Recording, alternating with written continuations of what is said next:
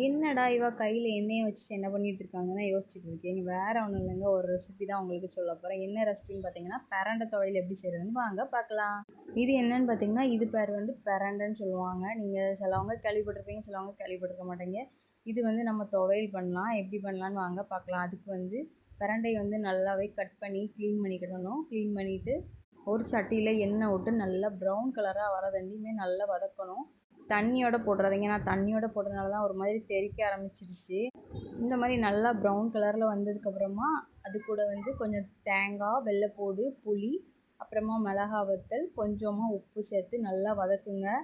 தேங்காய் வந்து லைட்டாக ப்ரௌன் கலராக மாறதண்டையுமே நல்லா வதக்கிக்கோங்க. வதக்கி நல்லா ஆற வச்சுட்டு ஒரு மிக்ஸி ஜாரில் மாற்றி ஃபஸ்ட்டு வந்து தண்ணி கொரப்பாக பல்ஸ் மோடில் ஒரு 2 சுற்றிட்டு அதுக்கப்புறமா தண்ணி ஊற்றி அரைங்க. அப்போ தான் வந்து கொஞ்சமாச்சும் பேஸ்ட் மாதிரி வரும்.